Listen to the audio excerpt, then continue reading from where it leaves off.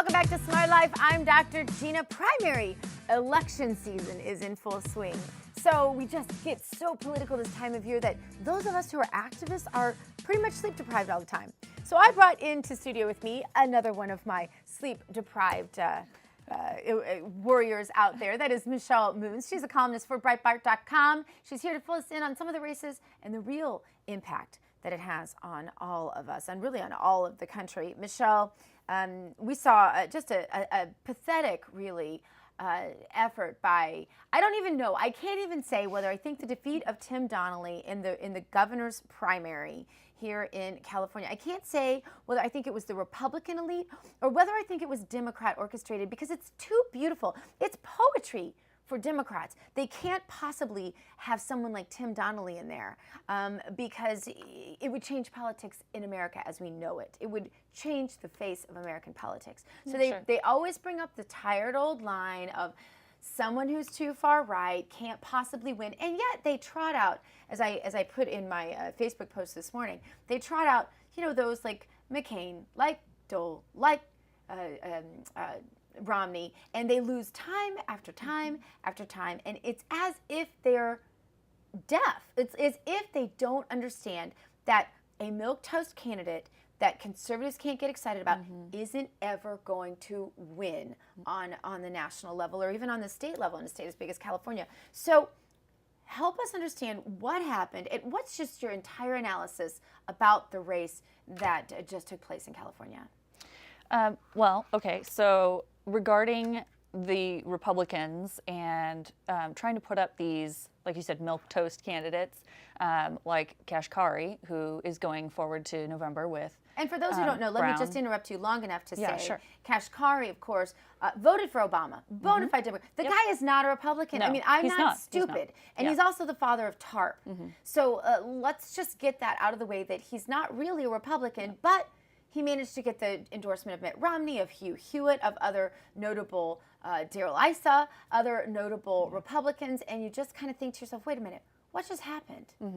A lot of it, we see consultants like Karl Rove behind a lot of this, and he's actually quoted as saying that he was pushing to other people in the establishment that Kashkari was the best candidate to lose to Jerry Brown. So them putting these millions and millions of dollars, Donnelly was leading up until a couple of weeks ago. In all of the polls, he was completely leading. About a month ago, Kashkari had about 2%.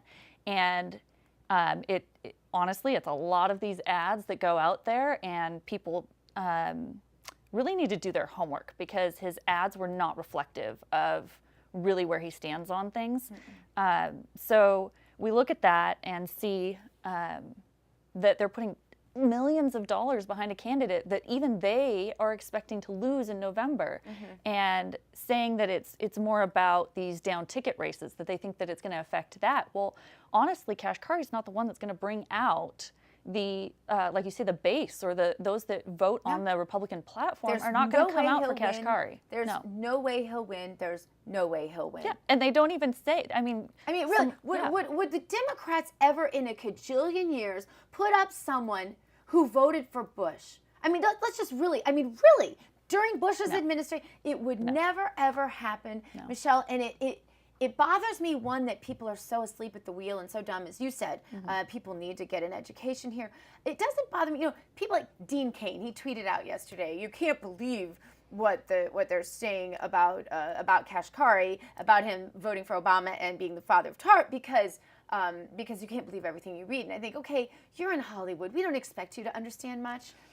but people like Mitt Romney, he knows how politics works. He knew exactly what he was doing. People like Hugh Hewitt, people like Darrell Issa, what is happening with them?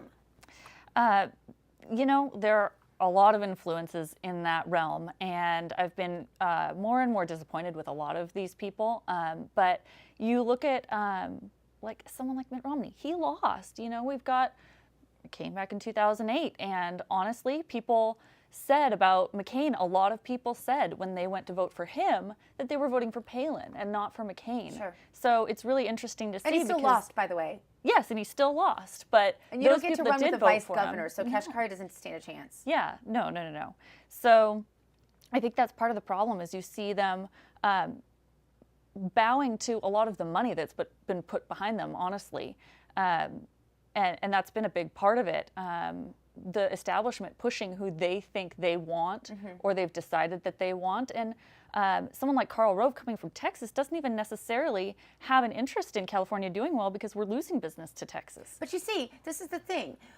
When Karl Rove put Kashkari in this race, he was paid I don't know how many millions for in commissions on the money that he raised through his big dollar donors, whom he convinced that Kashkari would be a better defeat for the Republicans against Brown than would Tim Donnelly, who looked too conservative.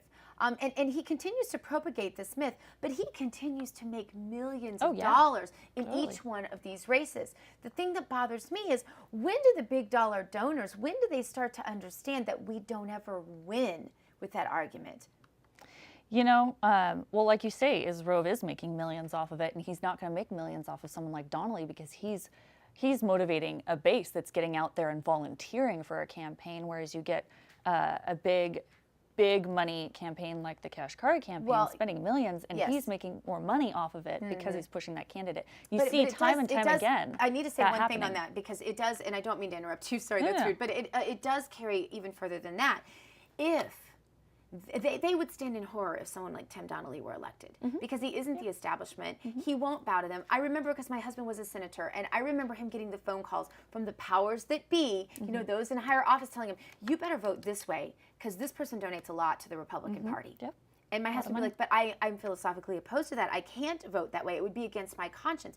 They don't want someone like Tim, because Tim's the one who wouldn't be kowtowing to the lobbyists that were giving big dollars to the GOP. And that's why the GOP can't have someone like Tim Donnelly in office. If he ever got in, it would be totally by the grace of God, nothing short of a miracle, because the establishment and the elite in Washington, D.C. will do everything in their power to keep their power and their money. And someone like Tim Donnelly, even without all the election stuff you're talking about, that money, he can't be elected because forever they would not have his vote on the things they needed him on. So that's the other part of that equation. Yeah, Finish absolutely. what you were saying, I'm sorry. No, I think it plays into you know, we've talked about the McDaniels and that race where there's such a big push for on the establishment side for Cochran, because it is someone that they can control. They can't control these more conservative or Tea Party candidates because they are actually voting on their convictions or their principles, I should say. And so that is the big battle that we see. And unfortunately, it is a battle within the Republican Party for those that are more conservative versus those that are establishment and trying to control candidates that will do what they say, that will fall in line. And so it's really unfortunate that that's happening, and that these big money donors are playing into this. But some of the really big ones are not against big government, because some of them are making a lot of money off of big government policies, and they're almost buying in to the policies that will benefit them. So if then they are buying into certain candidates that will vote in their favor. And then that's the corporate welfare that makes the rest of us look greedy when we're not. And that enrages me on the other side as well. We did have some decent victories. Joni, of course, won her seat, and we've got McDaniel in that runoff there, so that Which will is stay still very, exciting. very close. And it you know, the other interesting thing about this that I think you pointed out is that Sarah Palin's track record, not too bad in her endorsements. She does a pretty good job. Yep, she backed McDaniel and she backed Joni, and Joni's done exceedingly well. And Joni's campaign commercials, you gotta love them. Hilarious. She knows how to cut the pork because she was a farmer and neutered hogs. We just really cleaned up that commercial. Right. Yes. Well, Michelle, tell people where they can find you. They can find me, Michelle Moons, on Breitbart, California, Breitbart.com, and we have a specific California, we call it a vertical, and really check that out. And Matthew Boyle's done some great things on the McDaniel race as well. So Good. We'll be watching. That is Michelle Moons from Breitbart.com.